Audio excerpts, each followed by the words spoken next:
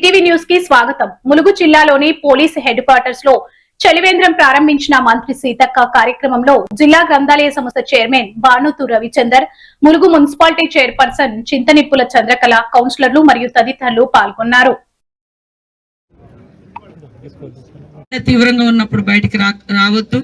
ఒకవేళ అత్యవసర వేళల్లో వచ్చినా కూడా ఖచ్చితంగా తల మీద క్యాపో లేదా క్లాత్ ఏదైనా గుడ్డనో ఖచ్చితంగా తలకు కట్టుకోవాలని తెలియజేస్తా ఉన్నాను. ఖచ్చితంగా ఎక్కువగా మంచినీళ్ళు తాగండి, మజ్జిగ తాగండి, నిమ్మరసం, మరి మన ఇండ్ల పక్కమటే నిమ్మకాయ చెట్లు కూడా ఉంటాయి, నిమ్మరసం ఇలాంటి వాటి మీద మనము ఎక్కువగా ఆధారపడాలని కోరుకుంటూ సాధ్యమైనంత వరకు ఎండకు బయటికి రావద్దని, మరి చల్లబడ్డాక 4 గంటల నుంచి లేదా పొద్దున 5 నుంచి 10 గంటల లోపు అట్లా బయట ఉంటే మీ ఆరోగ్యం కూడా సురక్షితంగా ఉంటుంది.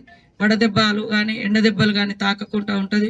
మనం చూస్తూ ఉన్నాం గత 2-3 రోజులుగా ఎండ తీవ్రతకు మరి వడదెబ్బతో 3-4 చనిపోయినట్టుగా కూడా రోజు వార్తలు వింటా ఉన్నాం.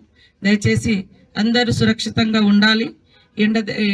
వడగాల్పులకు కానీ ఎండ దెబ్బకు కానీ గురి కాకుండా జాగ్రత్తలు తీసుకోవాలని కోరుకుంటూ అందరికీ నమస్కారాలు, ధన్యవాదాలు.